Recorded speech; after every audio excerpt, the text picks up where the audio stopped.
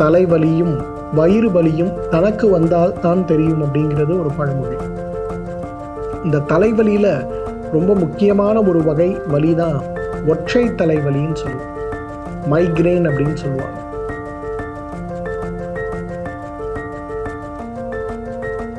ஒற்றை தலைவலி அப்படிங்கிறது இன்றைக்கு தீர்க்க முடியாத நோய்களுடைய வகைப்பாட்டியலில் இருக்கிறதும், விதவிதமான ஒற்றை தலைவலிகள் நம்மை சிரமப்படுத்துவதும் பார்க்கும்.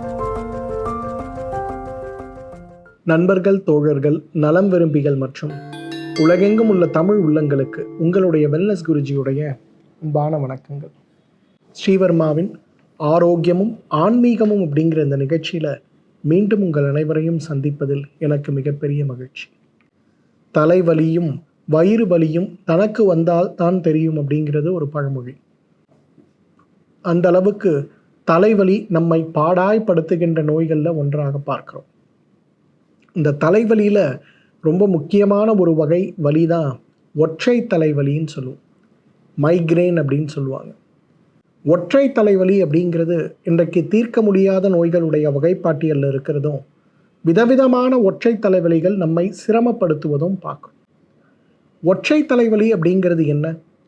பொதுவாக நம்முடைய இரண்டு பகுதியில், தலையுடைய இரண்டு பக்கத்திலேயுமே ஒரு பக்கத்தில் மட்டுமோ இரண்டு பக்கமோ அல்லது ஒரு நாளைக்கு ஒரு பக்கம் மற்றொரு நாளைக்கு மறுபக்கம் அப்படிங்கிற மாதிரி கடுமையான தலை பாரத்தோடு பொறுக்க முடியாத வலியை உண்டாக்கக்கூடிய ஒரு நோய்க்கு தான் ஒற்றை தலைவலியின் பேர்.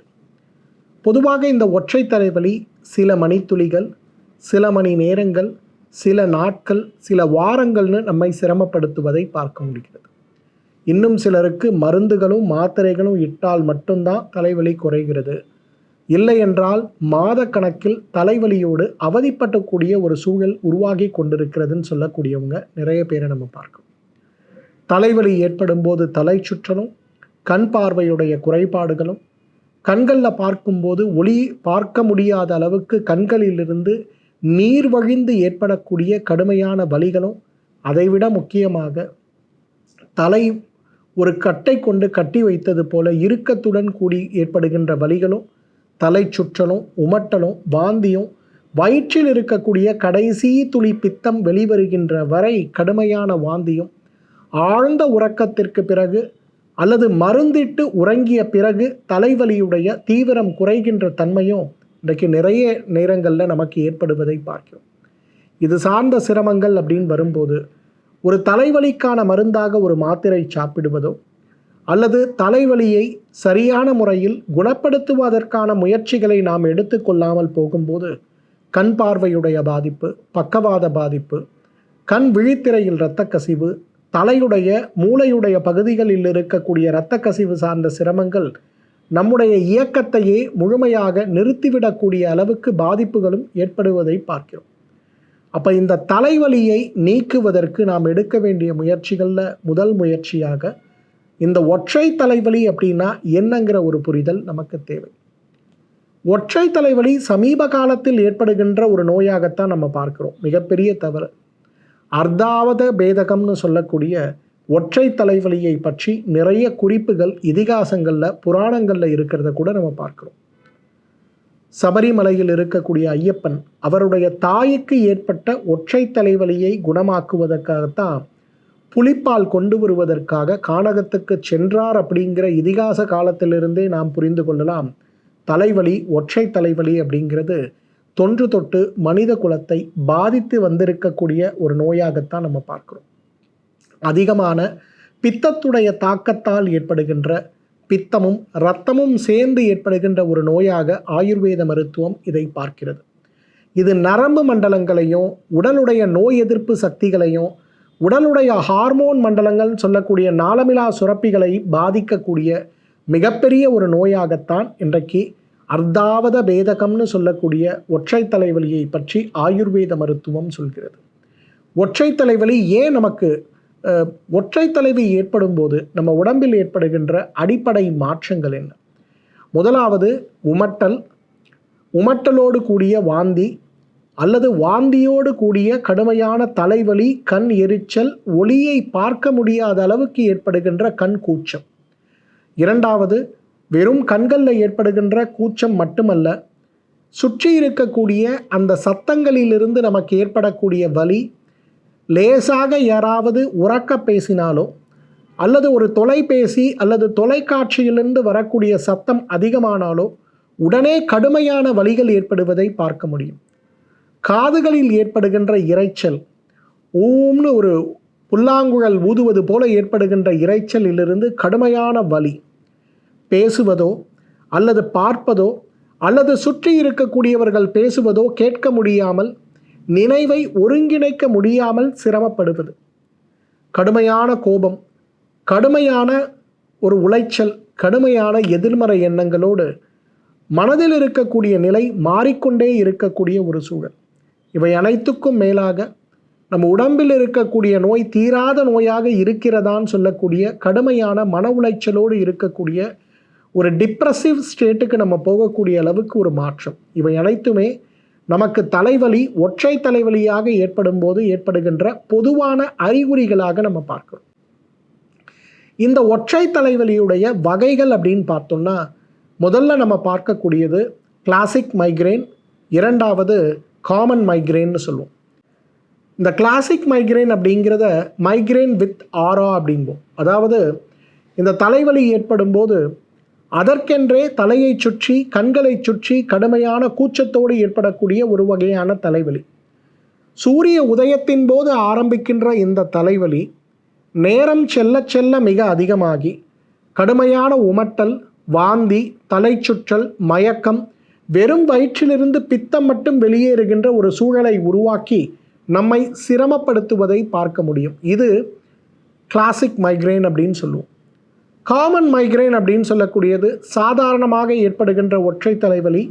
அதிகமான வலி இருக்கும், ஆனால் உமட்டலோ வாந்தியோ காலநிலை மாற்றங்களோ ஏதும் இல்லாமல் வருடத்தின் 365 நாட்களுமே இந்த வலி அதிகமாக இருக்கிறத பார்க்க முடியும். இது 2 வகையாக பார்க்குறோம். இது இல்லாமல் குழந்தைகளுக்கு ஏற்படுகின்ற ஒற்றை தலைவலி, வயிறு செரிமானம், பசிக்கின்ற நேரத்தில் சாப்பிடாமல் இருப்பதால் ஏற்படுகின்ற ஒற்றை தலைவலி, நீண்ட காலமாக நம்மை சிரமப்படுத்துகின்ற ஒற்றை தலைவலி, சைனஸ் தொந்தரவுகள் மிக அதிகமாக ஏற்பட்டு அதால் ஏற்படுகின்ற ஒற்றை தலைவலி, ஒரு பக்கம் மட்டும் ஏற்படுகின்ற கழுத்தில் ஆரம்பித்து தலையில் ஆரம்பித்து உடலுடைய ஒரு பக்கம் மட்டும் வலிகளை ஏற்படுத்துகின்ற ஒற்றை தலைவலி, மாதவிலக்கு காலங்களில் கருமுட்டை முதிர்ச்சி அடைகின்ற ஓவல்யூஷன் டைமில் மட்டும் ஏற்படுகின்ற ஒற்றை தலைவலி, ஒற்றை தலைவலி அதிகமான வலியாக இல்லாமல் லேசான வலியோடு ஏற்படுகின்ற ஒற்றை தலைவலி, கண்களுடைய அழுத்தம், கண்களுக்குள்ளே ஏதோ கத்தியை சொருகியது போல வலிகளோடு ஏற்படுகின்ற ஒற்றை தலைவலின்னு விதவிதமான ஒற்றை தலைவலியை இன்றைக்கி நம்ம பார்க்கிறோம். ஒற்றை தலைவலியை ஆயுர்வேத மருத்துவம் 4 வகைகளாக பிரிக்கிறத பார்க்கும். வாதத்தால் ஏற்படுவது, பித்தத்தால் ஏற்படுவது, கபத்தால் ஏற்படுவது மற்றும் உடலுடைய காலநிலை மாற்றங்கள், உடலுடைய தவறான பழக்க வழக்கங்களால் ஏற்படுவது 4ஆக இருக்கிறத பார்க்கும். வாதத்தால் ஏற்படுகின்ற ஒற்றை தலைவலி ஏற்படும் போது கழுத்துடைய பின்புறமும் தலையுடைய பின்புறமும் சேர்த்து வலி ஏற்படுவதும், தலை சுற்றலும், சூரிய ஒளியை பார்க்க முடியாத அளவுக்கு கண்களுடைய கூச்சமும், பார்வையில் ஒரு மாறுபாடுகளும், அனைத்துக்கும் மேலாக இந்த ஒற்றை தலைவலி மாலை நேரங்களில் ஆரம்பித்து இரவு முழுவதும் நம்மை சிரமப்படுத்துகின்ற தலைவலியாக இருக்கிறத பார்க்க முடியும். பித்தத்தால் ஏற்படுகின்ற ஒற்றை தலைவலி தான் இன்றைக்கு மிக அதிகமாக நாம் பார்ப்பது. பித்தத்தால் ஏற்படுகின்ற ஒற்றை தலைவலி ஏற்படும் போது காலையில் சூரிய உதயத்தின் போது ஏற்படுகின்ற ஒற்றை தலைவலி சூரியன் அஸ்தமிக்கும் வரை நம்மை கடுமையாக சிரமப்படுத்துவதும், வாந்தி, மயக்கம், நெஞ்சு எரிச்சல், கண் எரிச்சல், உடல் எரிச்சல், சொல்ல முடியாத அளவுக்கு கோபம், இவை அனைத்துமே ஏற்படுவது பித்தத்தால் ஏற்படுகின்ற ஒற்றை தலைவலி. கபத்தால் ஏற்படுகின்ற ஒற்றை தலைவலியைத்தான் இன்றைக்கு சைனஸ்னால் ஏற்படுகின்ற ஒற்றை தலைவலின்னு நம்ம பொதுப்படையாக சொல்லுவோம். அதிகமான தலையில் சேர்ந்திருக்கக்கூடிய நீர், இந்த நீரினால் ஏற்படுகின்ற பாதிப்பாக தலையில் இருக்கக்கூடிய இரத்த ஓட்டம், தலையில் இருக்கக்கூடிய வாதத்துடைய செயல்பாடுகள் தடைபடப்பட்டு பெரிய மாற்றங்களை உருவாக்கி விடுவதை பார்க்கிறோம். இன்றைக்கு வாழ்வியல் முறை மாற்றங்களால் ஏற்படுகின்ற ஒற்றை தலைவலி தான் மிகப்பெரிய அளவில் நாம் பார்ப்பது. சரியாக தூங்காமல் இருப்பது, பசிக்கின்ற நேரத்தில் சாப்பிடாமல் இருப்பது, இரவு நேரங்களில் ஏற்படுகின்ற கண் விழிப்பு தன்மை மிக அதிகமாக இருப்பது, தூக்கம் வருகிறது, ஆனால் தூங்க முடியாத அளவுக்கு நம்முடைய பழக்க வழக்கங்களால் அதிகமான தொலைக்காட்சி அல்லது தொலைபேசியை பார்த்து கொண்டே இருப்பது போன்ற சிரமங்கள் நம்ம உடம்பில் ஏற்படுத்துகின்ற சிரமங்களால் ஏற்படுகின்ற ஒற்றை தலைவலி பொதுவாக ஒரு ஓய்வுக்கு பிறகு மறைந்து போய்விடுவதை பார்க்க முடியும். மன அழுத்தத்தால் ஏற்படுகின்ற ஒற்றை தலைவலி அப்படிங்கிறது சமீப காலங்களில் நம்ம பார்க்கக்கூடிய மிகப்பெரிய சிரமமாக இருக்கிறது. மனதில் ஏற்படுகின்ற அழுத்தங்களை வெளிப்படுத்தாமல் அலுவலகத்தில் அதிகமான பணிச்சுமையால் அவதிப்படும் போது, குடும்பத்தில் இருக்கக்கூடிய சிரமங்கள், தொழில் முறையில் இருக்கக்கூடிய சிரமங்கள்னு நிறைய சிரமங்களால் நாம் அவதிப்படும் போது நமக்கு ஏற்படுகின்ற தலைவலியாக மன அழுத்தத்தால் ஏற்படுகின்ற ஒற்றை தலைவலி இருக்கிறத பார்க்குறோம். பதட்டத்தால் ஏற்படுகின்ற ஒற்றை தலைவலி, இன்றைக்கு ஒரு முக்கியமான இடத்துக்கு நம்ம போகிறோம், முக்கியமான நபரை சந்திக்க போகிறோம், பரீட்சை எழுத போகிறோம், அந்த நேரங்களில் மட்டும் பொறுக்க முடியாமல் ஏற்படுகின்ற தலைவலி மருந்துகளுடைய உதவி இல்லாமல் குறைக்கவே முடியாதுங்கிற அளவுக்கு, செய்யக்கூடிய வேலையை கூட முழுமையாக செய்ய முடியாத அளவுக்கு நம்மை சிரமப்படுத்துகின்ற ஒற்றை தலைவலியாக இருக்கிறத பார்க்கணும். ஒற்றை தலைவலி மிக அதிகமாகும் போது நம்ம உடம்பில் என்ன வகையான பக்க விளைவுகளை அது உருவாக்க முடியும்? கடுமையான தலைவலியாக இருக்கும்போது நம்மால் எந்த வேலையையும் செய்ய முடியாத அளவுக்கு வலிகளும் வேதனைகளும், தொண்டையில் இருக்கக்கூடிய எரிச்சல் உணவுக்குழல் எரிச்சலாக மாறும்போது அது உமட்டல் வாந்தியை கொண்டு வருவதையும், நிற்காமல் வயிற்றில் இருக்கக்கூடிய பித்தம் முழுவதும் வெளிவருவதையும், அதைவிட முக்கியமாக குடிக்கின்ற நீர் கூட வயிற்றில் தங்காமல் வெளிவந்து சிரமப்படுத்துவதையும், இம்மொபிலிட்டின்னு சொல்லக்கூடிய உடலுடைய இயக்கம் குறைந்து போவதையும், லேக் ஆஃப் ஆக்டிவிட்டின்னு சொல்லக்கூடிய மனதுடைய இயக்கம் குறைந்து போவதையும் பொதுவாக பக்க விளைவுகளாக பார்க்கிறோம். ஆனால் மிக அதிகமாக இருக்கக்கூடிய ஒற்றை தலைவலியாக அது இருக்குன்னா, பக்கவாத நோயிலிருந்து, கண் நோயிலிருந்து, முகவாதத்திலிருந்து, மாரடைப்பிலிருந்து, மயக்கம் சார்ந்த அதே போல் வலிப்பு சார்ந்த நோய்கள் கூட இன்றைக்கு இந்த தலைவலியால் உருவாகும் அப்படிங்கிறத நம்ம புரிஞ்சுக்கணும். பொதுவான காரணங்கள் ஏன் ஒரு மனிதனுக்கு ஒற்றை தலைவலி ஏற்படுவது? முதலாவது காரணமே மன அழுத்தம் தான். நம்ம யாரெல்லாம் மன அழுத்தத்தோடு போராடி கொண்டிருக்கிறோமோ, குறிப்பாக மன அழுத்தத்தால் ஏற்படுகின்ற அந்த அதிர்வுகளையும் அழுத்தங்களையும் பகிர்ந்து கொள்ளக்கூட முடியாத அளவுக்கு சிரமங்களால் போராடி கொண்டிருக்கிறோமோ, நம் அனைவருக்குமே மிக கடுமையான ஒற்றை தலைவலி ஏற்படுவதை பார்க்க முடியும். பெண்களுக்கு நாளமிலா சுரப்பிகளுடைய மாற்றமோ, ஏன் ஆண்களுக்கு கூட நாளமிலா சுரப்பிகளுடைய மாற்றமோ ஒற்றை தலைவலிக்கு ஒரு மிகப்பெரிய காரணமாக இருக்கிறத பார்க்குறோம். பித்தத்தை அதிகரிக்க செய்கின்ற சில மருந்துகள், உதாரணமாக இன்றைக்கு காய்ச்சலுக்கு பொதுவாக நாம் சாப்பிடக்கூடிய மருந்துகள் சில வகையான ஊக்க மருந்துகள், சில வகையான வலி நீக்க மருந்துகளாக இருந்தாலும் கூட அந்த மருந்துகளுடைய வீரியத்தன்மை ஒற்றை தலைவலியை உண்டாக்கி விடுவதை பார்க்கிறோம். தேவையற்ற இரத்த கொதிப்பு, ஹை பிளட் ப்ரெஷர் அப்படிங்கிறதும், இதயத்தில் இருக்கக்கூடிய வால்வுகளுடைய பழுதும் நமக்கு ஒற்றை தலைவலியை உருவாக்கி விடுவதை பார்க்கிறோம். காலநிலை மாற்றங்கள்னு சொல்லக்கூடிய அதிகமான கோடை, அதிகமான மழை, அதிகமான குளிர், இதிலிருந்து நம்மை காப்பாற்றிக் கொள்வதற்கான முயற்சிகளை நாம் செய்யாத போதும், அதிகமான உடல் உழைப்பு, நம்முடைய உடல் பலத்தை காட்டிலும் அதிகமான உடல் உழைப்பை தொடர்ந்து நாம் செய்யும் போதும், தூக்கமின்மையால் மிக கடுமையாக அவதிப்படும் போதும், அதிகமான காஃபி குடிக்கக்கூடிய பழக்கங்கள், அதிகமான டீ குடிக்கக்கூடிய பழக்கங்கள், மனதில் தேவையற்ற அழுத்தங்களோடு இருக்கும்போது புகைப்பிடிக்கின்ற, காஃபி குடிக்கின்ற, டீ குடிக்கக்கூடிய பழக்கங்களை நாம் பழக்கமாக வைத்து கொள்ளும் போதும், பசிக்கின்ற நேரத்தில் சாப்பிடாமல் இருத்தலும், பசிக்காமல் இருக்கின்ற நேரத்தில் செரிக்க முடியாத அளவுக்கு உணவுகளை சாப்பிடுவதும், அதிகமான வெளிச்சம் இருக்கக்கூடிய தொலைக்காட்சி, தொலைபேசி, கம்ப்யூட்டர் திரைகளை அதிகமாக நம்ம பார்ப்பதும், தேவைக்கு அதிகமான சத்தத்தை தொடர்ந்து கேட்டுக்கொண்டிருக்கக்கூடிய ஒரு வேளையில் நாம் இருப்பதும் கூட இன்றைக்கு இந்த ஒற்றை தலைவலியை உருவாக்கக்கூடிய ஒரு காரணமாக இருக்கிறத பார்க்கணும். ஒற்றை தலைவலியை வாதம் சார்ந்த, பித்தம் சார்ந்த, கபம் சார்ந்த, வாழ்வியல் சார்ந்த, தூக்கமின்மை சார்ந்த, மன அழுத்தம் சார்ந்த தலைவலிகளாக நம்ம பார்த்தோம். ஒற்றை தலைவலியில் 4 நிலைகள் இருக்கிறதையும் நம்ம பார்க்க முடியும். முதல் நிலை ஒற்றை தலைவலி அப்படிங்கிறது ஒரு வருடத்திற்கு ஒரு முறையோ இருமுறையோ வந்து போவதை பார்க்க முடியும். வரும்போது சில மணித்துளிகள், சில மணி நேரம் அந்த வலிகள் இருக்கும். ஆனால் அதை மாற்றக்கூடிய வகையில் கொஞ்சம் ஓய்வோ, தூக்கமோ, அல்லது வலிகளை குறைக்கக்கூடிய வகையில் ஒரு மருத்துவத்துடைய உதவியோ நம்ம எடுத்துக்கிட்டோம்னா அந்த தலைவலி மறைந்து போகிறத பார்க்க முடியும். திரும்ப 1 வருடம் கூட 2 வருடம் கூட வராமல் இருப்பதை பார்க்க முடியும். இதை முதல் நிலை ஒற்றை தலைவலின்னு சொல்லுவோம். இரண்டாம் நிலை ஒற்றை தலைவலி அப்படிங்கிறது பெண்களுக்கு பொதுவாக ஏற்படும் போது ஒவ்வொரு மாதவிலக்கு நேரங்கள்லையும் அந்த 5 நாட்கள் நகரக்கூட விடாமல் மிகுந்த சிரமத்தை உருவாக்குவதை பார்க்க முடியும். குடிக்கின்ற தண்ணீர் கூட வயிற்றுக்குள் சென்று வாந்தியாக வரும்போது 5 நாட்கள் எந்த வேலையுமே செய்ய முடியாமல் படுக்கையிலே கிடக்கக்கூடிய சூழலை உருவாக்கி விடுவதை பார்க்கிறோம்.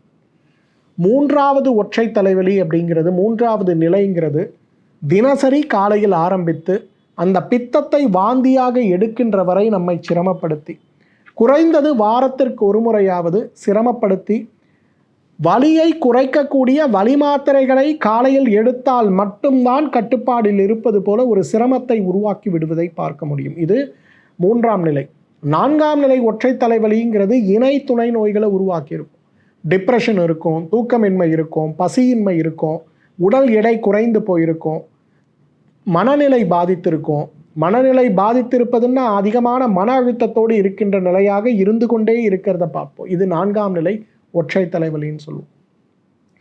இந்த 3, 4 ஒற்றை தலைவலிகள் வரும்போது பெரும்பாலும் இந்த நிலையில் நிறைய பேருக்கு பக்க விளைவுகளோடு இருக்கக்கூடிய இணை துணை நோய்கள் இருக்கிறதுனால மருந்துகளுடைய உதவியின்றி ஒரு நாள் கூட இருக்க முடியாது அப்படிங்கிற அளவில் மருந்துகளுக்கு கிட்டத்தட்ட அடிமையாகி இருக்கக்கூடிய ஒரு நிலையும், அந்த நிலையிலும் கூட மருந்துகளுடைய உதவிகள் இருந்தாலும் கூட என்னால் வழக்கம் போல இயங்க முடிவதில்லைன்னு சொல்லக்கூடிய அளவுக்கு மன அழுத்தமும், நம்முடைய புத்திசாலித்தனம், நம்முடைய அறிவாளித்தனத்திற்கு ஏற்ற அளவுக்கு வேலை செய்ய முடிவதில்லை அப்படிங்கிற ஒரு கவலையோடு ஒரு டிப்ரெஷனும் இருக்கிறத பார்க்க முடியும்.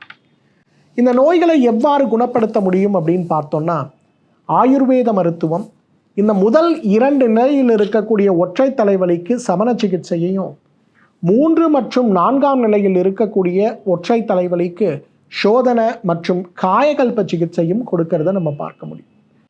பொதுவாக உடலில் இருக்கக்கூடிய கழிவுகளை வெளியேற்றுவது போலவே சீற்றமடைந்திருக்கக்கூடிய வாதம், பித்தம், கபம் இவற்றை சீரமைப்பதற்கான முறையான மருந்துகளை நாம் எடுத்துக்கொள்வது தான் சமண சிகிச்சையுடைய அடிப்படை தத்துவம்.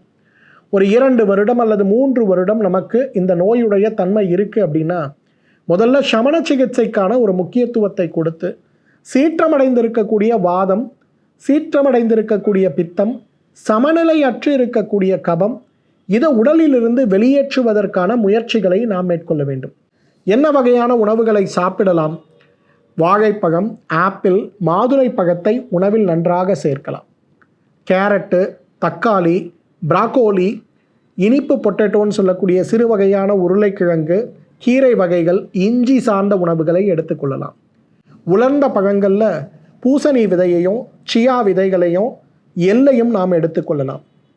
முட்டை மற்றும் மீன் சார்ந்த உணவுகளை நாம் சேர்க்கும்போது இந்த ஒற்றை தலைவலி சார்ந்த சிரமங்கள் குறைவதை நாம் பார்க்கலாம்.